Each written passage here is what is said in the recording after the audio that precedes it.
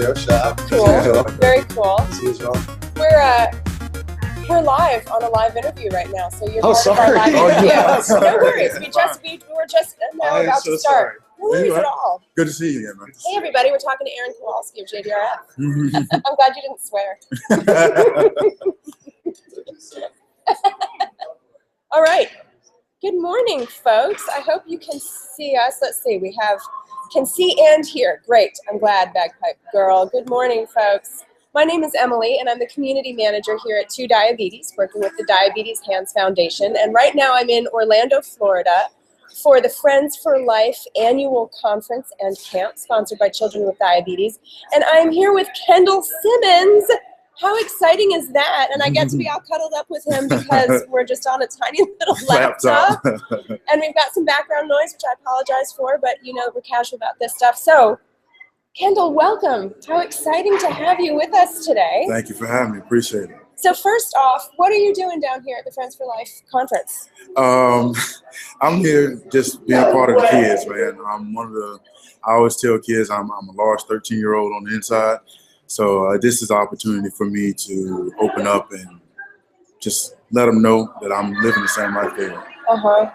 What have you been doing so far while you've been here? We're on day, what is this, day 2 or 3? I've lost track of time at this point. Well, it's day 2 for me. Later on, once I get through talking to you, I'm going to the exhibit hall and hang out, sign autographs with the kids and stuff, and had an opportunity to talk to the elementary kids and the tweens, and hopefully I get to talk to the older kids at some point before I leave. But it's really just hanging out and hearing kids' story and telling them mine. Wow. Have you heard any really particularly interesting or inspiring stories from any of the kids? Are there ones that stand out to you? Not yet. No, every year I always have one, and it's normally right before I leave. And I'm hoping I get that same experience regardless. It's been great so far. Yeah, that's fantastic. So how many years have you done this conference? This will be my 4th year doing it. Oh, wow. My 4th year doing it. Last year, the day before I was supposed to come, I got sick. And I was so disappointed because I look forward to this one the most out of everything that I do every year. Yeah. So I'm happy to be here this time. Yeah, I'm glad you made it. It's true you can't really get sick and then come and talk to a lot of young children. No, parents weren't going to like really, that. really bad form. Yeah. So I already know that folks on TuDiabetes are really interested in your diagnosis story. And this is something that a lot of us share with each other just as part of sort of connecting with other people who have diabetes is sort of how did it start for you? What was going on in your life? How was it discovered? What were the symptoms that you had? Can you tell us the whole story? I was diagnosed in 2003 and was going to my 2nd year with the Pittsburgh Steelers. I was drafted in 2002. I had only person that I knew at the time in my life that had diabetes was my grandmother. But she passed away when I was in the 3rd grade. She had type 2. We never talked about it. So I didn't know any of the symptoms, what to expect, what was going on. 2.5 weeks before training camp, I just started getting fatigued, started going to the restroom a lot. It got so bad to the point where my wife was sitting right by the door and was like, "Are you going in the bathroom again?" And I don't know, you know, and it's in the middle of June, the heat in Alabama. I figured I'm drinking a lot, I'm working out twice a day. That's what's the issue. Maybe I'm pushing myself too hard. And it went from fatigue to weight loss. I lost 45 pounds in 2.5 weeks. Holy cow. And that must have been really scary. It was. But the biggest part was I lost 20 pounds in one day. And I'm thinking, okay, man, that's a lot of water. It did. It happened. And my wife was like, okay. But she watched me eat. I'm eating like a normal offensive lineman. You know, 2 burgers, half a bag of Doritos, and eating ice cream, and you know, just hanging out. And she's like, okay, how in the world are you losing that much weight? And I'm watching you eat every night. Right. So she's thinking, okay, whatever he's doing, I need to go work out with him or do something. I need to eat more Doritos. Something, exactly. But so it hadn't affected your appetite at all. The appetite was still the same, but then all of a sudden it changed. It got to a point where I couldn't get off the couch. I was just really tired. But I figured, okay, well, I got to go to camp. So I drove 14 hours from Auburn to Pittsburgh by myself. Oh, my gosh. I know my blood sugar was easily close to about 500. But I didn't realize what I was doing. Everyone here listening, that's in this building, everything dealing with diabetes, when the thirst kicks in, you drinking whatever you can get your hands on. I didn't realize every time I picked up a Coke, a Gatorade, I'm running my blood sugar making it even worse. Making it even worse. Right. I went through 2 cases of Dasani water. Those 20 ounce, it was like 20 bottles of water in like maybe 4 or 5 hours drive. Wow. I just bought 2 of them, put them in the car, and just drinking the bottles and throwing them behind the seat. Right, you get desperate. Yeah, get desperate. And I didn't realize once I got to Pittsburgh, the head trainer who's still there now, his name is John Novo. He said, "Hey man, what's going on with you?" I said, "John, I don't feel good. I don't know what it is, but maybe I'm just tired." He said, "Why don't you go see Dr. Yates?" I went to see Dr. Yates that same night I got there, and I either was just fatigued. I really just kind of fell out on his table. He came in. He's like, "Hey, what's going on?" And I told him. He said, "Well, let me just check your blood real quick." He came back within like 5 minutes, and he said, "You need to go to the emergency room right now." Yeah. It's like, why? He said, "I think you have diabetes." And I'm like, "What is that?" Oh boy. So that shows you. That's what grandmothers have. Exactly. But then I'm from North Mississippi. We call it sugar. That's all You had the sugar? Yeah. Is that how you say it? Yeah. Grandma got sugar. Grandma has sugar, whatever. And that's all I've ever heard my entire life. But I'm thinking, okay, that's just an old person's disease. Right. You know, I watched my grandmother take shots and all that stuff. So I figured that's like, how can I have that? What is that? Yeah. And as soon as I was admitted, literally, I lost my vision for a week. And I tell people it's almost like putting a towel over your face and like somebody turned the lights off. I could not see at all. And within like a couple of hours, I lost my vision. My blood sugar was close to 1100. And I was in the hospital. And were you still conscious? Yeah. Wow. The doctor told me, said, you were lucky because you're such a big guy and in such good shape. If you would have been smaller, I probably would have went to a diabetic coma. So I was blessed in that point. But I called my wife and I told her, I said, you know, I can't see. And she jumped in the car like immediately and drove 12 hours and she was next to me. And she thought I was playing. I'm like, I can't see you.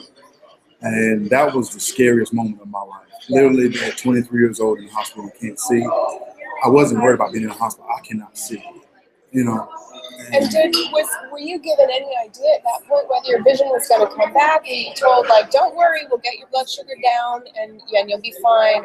Or was it all sort of like up in the air? You didn't know what was going to happen? I didn't know what was going to happen. I mean, really, I had doctors and nurses coming in, constantly checking me. I had IVs. I didn't eat for like 3 days. Basically, it was just all fluids, trying to get my blood sugar down. And, you know, at some point, I think they said, well, it's going to come back. We'll get it right. But I remember my endocrinologist who was there with me the entire time I was in Pittsburgh. His name was Dr. Rao. He said, you need to come see me when you get out. We'll get you right. If you was just a normal person, I'd tell you to lose weight and, you know, not even worry about playing football. Whatever. Maybe start getting some exercise, Kendall. Maybe you should try exercising. Exactly. But he said, look, I can't do that. You got to have, you know, this is your job. Right. Your livelihood depended on your body functioning well. I'm going to help you to the point where you can play football and do what you want to do. I'm like, I don't care. Just tell me what I need to do, and I'll do it. And I remember the one thing I tell kids, especially athletes, he said, you have to keep your blood sugars below 180. He said that's like red line in the engine of a car. The car starts to stall once it gets hot. He said the higher your blood sugar gets, the worse your performance is going to be. And I said, tell me what I need to do that. And that's all I wanted to know. And he was so good for me. He really changed everything. But really the next year, the year I got out, I didn't go see him like I should have. And that's the only year that I regret because I was barely 300 pounds. I was in and out of starting lineup. And as a first round pick, they expect you to play. They pay you a lot of money to do a job. They expect you to play that year. And I remember the newspapers and stuff saying, this guy's probably done. We wasted a pick. But that's the outside not knowing about diabetes. I didn't either. And as a young person, you try not to read into that, but then you start to doubt yourself too a little bit. And that was the worst year of my career. I shouldn't have played. I probably should have gave my body a chance to adjust to it. And, you know, that's an experience I'll never forget.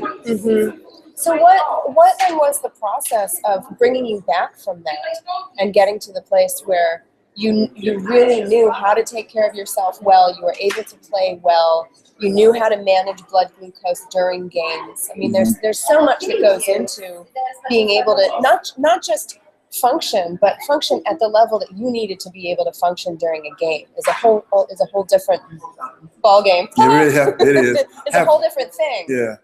having a master plan. Yeah. Dr. Rao, he developed a master plan for me. He changed my blood sugar numbers during training camp. I took half of the insulin I would normally take because of such strenuous activity, practicing twice a day. I would bottom out if I took the normal amount. So I had to change everything for camp. The training staff went to all my doctor's appointments with me so they would understand what was going on. The blessing that I had was the Rooney family had 2 kids that had type 1 diabetes. Wow. So I was put in a position to be successful living with diabetes, whether I was playing football or not, because they understood. That's why the trainers went with me to my appointments. The owner sat beside me on the training room table and said, look, your life is more important. We'd rather see you live and live a good life instead of worrying about football right now. Pay attention to what the doctors tell you to do, and the field will be out there. In a normal profession, especially like that, you really don't have that security. And in a situation like most teams don't want to put in the time to help you because basically they can find somebody else to pay less and put them in your position. You're almost like damaged goods, to be honest with you. I really think my career would have been shorter if I developed diabetes on a different team. Wow. Because of the understanding that the Rooney family had. Plus, they had a player before me named Jonathan Hayes, who played tight end. He's actually a coach at Cincinnati now for the Bengals, who had diabetes. So it's really like that family and that team is almost meant for them to deal with it. They support diabetes and JDR big time. So that really helped me with my process of learning how to deal with it, manage it, and not really worry about if I was struggling a little bit because they understood. Yeah. You know, and just managing on the field, I took 8 to 10 shots a game. I checked my blood sugar 8 to 10 times a game. Just because of those numbers, that made a difference for me. And I explained to kids, I played offensive line, so we got tape all the way up to here. I had to have trainers grab my forearms to try to get blood, get enough blood to go in the strip. It was somewhat nasty at times, and it was a mess because you're so sweaty. You got grass all over your arms, dirt and sand. So it was a process of trying to get all that cleaned off, get enough on there, and your coach is trying to talk to you at the same time about something you either just screwed up or what we're going to do next. So you got your arm stretched out, trying to listen to him. Then you asking for your flex pen. I mean, I'm taking shots straight through my jersey. During TV timeouts, when the trainers were out on the field with the water, each trainer had a flex pen, glucose tabs and gels, and a meter in their fanny pack. Wow. So when guys are drinking water, I'm taking shots or eating glucose tabs. Right. That's how I manage mine on the field. You had more to attend to than your teammates. Exactly. And the thing about it, the position I played, I couldn't come out of the game. Offensive linemen don't substitute. You play the entire game. So it ain't like if I dropped low or went really high, I could say, hey, coach, I need to come out and adjust. I tell people diabetes taught me more mental toughness than anything I've ever dealt with in my entire life. Because, for an example, we played 49ers, 13-play drive, Monday Night Football. We kicked the field goal. I came out of the game and my blood sugar was at 23. So terrifying. But I did that consistently. And I tell people we are mentally stronger than we give ourselves credit for. We are so quick to throw in the towel because we don't feel good and we don't push ourselves. And that's where the good ones succeed and rise. If you just push yourself a little bit, it gives you confidence instead of just kind of, oh, man, I can't do this. But it helped because my teammates, all the offensive linemen were like my brothers. I'm kind of a happy-go-lucky. I like to joke and stuff and mess around with people. If I ever got that deer in the headlight look like all diabetics have, and they see me get quiet, they know I don't feel good. And so the guy next to me started talking, come on, man, we got it. Come on, we're going to do it. And I always tell myself, I got 3 to 5 seconds to do my job. That's how long the play lasts. I don't feel good now, but when I put my hand in the dirt and they call the play, I absolutely tune everything else out. I can do this for 3 to 5 seconds. Come back to the huddle. All right, come on. And that's just how I did that for 8-9 years. You know what just now practically brought tears to my eyes is imagining that everybody who had diabetes had a team of people around them saying, come on, we can do this. You're going to do this. You're going to get through this next tiny little thing that you have to do. Because obviously it's something that, you know, we all struggle all the time with, you know, I'm low in the morning and it's hard to get out of bed, or I have to, you know, I just have something that I need to do and my blood sugar's high and it's harder to do it. And to imagine having this team of people around you who know what you're going through, who see it happening, who recognize, like, you're having a tough time right now and I know why, and just give you that encouragement is so beautiful. It makes a difference, and it goes both ways. It's a two-way street. If I see another one of my buddies and they're struggling, you know, you try to keep them going, whether it's they just having a bad game or whatever. That's what you do. The left guard who played there with me, he's like my big brother, Alan Faneca. He deals with epilepsy. So if he doesn't take his medicine, he'll have a seizure. Jerome Bettis, who's been inducted into the Hall of Fame here this summer in August, he deals with asthma extremely bad. My whole point when I speak to people and I tell them, you don't know what somebody else is going through. We all have issues in life that challenge us in different ways. Are you going to stay committed to the road and not let it change you? If it does, how are you going to respond to it? So one reason why I push myself so much, we all are out there hurting. We all got different injuries or illnesses that we deal with. I'm accountable to a group. I can't just throw in the towel because my blood sugar is high or low and I don't feel good. When this guy's over here has a 6-inch gash in his head with 8 stitches and blood running down his face, or has stingers every other play and can't lift his arms, and I can see it, and he's like he's about to cry. You know, we all hurt. Wow. How I got to step up to the plate too. And I think if you are in a situation like that, it holds you accountable. Do you want to move up into the crowd or do you want to fall to the back? And I was dependable, and I didn't want to just use that as an excuse. I've had some bad games, terrible, because my blood sugars were screwed up, but I never used it as an excuse. I never told the coach, hey, I can't play. I'm sorry, I had a bad game. I can't do this because my blood sugars are high. I couldn't focus. I didn't have enough energy. I never used it as an excuse. I'm like, hey, I played that. I'm sorry. I'll fix it next time. I'll try to do better. I went home and told my wife, you know what I mean? She understood. Yeah, she understood. Right. But I just, you know, I never use it as an excuse. And the one thing that I tell people all the time is that my job was a profession. I still was being paid to do a job. Even though the Rooneys understood and they knew where I was coming from, I was an employee. My play could not be consistently bad. If not, they would have to find somebody else. Right. So I did everything I could to try to play better. It actually taught me how to play, be a smarter football player. Instead of relying on my strength, I had to learn how to watch film better. I had to learn how to be more of a technician and getting in the right spot, because I couldn't always depend on being strong and just muscling. Your physical best. Yes, and muscling somebody. Let me get in the right spot. And if I have strength, great. If I don't, at least I'm in position to possibly do what I need to do. So it changed my whole perception in a lot of ways in life that I never thought it would. Wow. So you told me you have 4 kids? Yes, I do.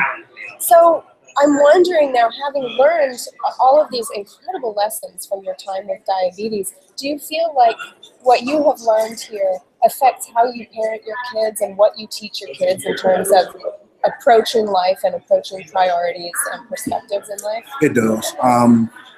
Everything that I've dealt with living with diabetes, even the injuries that I have, I always tell my kids, effort and commitment will always outdo a person with talent. It always will.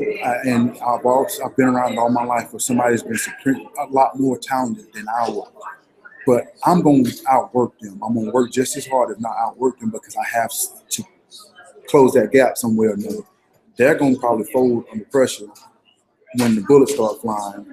And I'm prepared for it because, okay, this is what it is. I always tell my kids, you'll never hear me complain unless you don't show effort.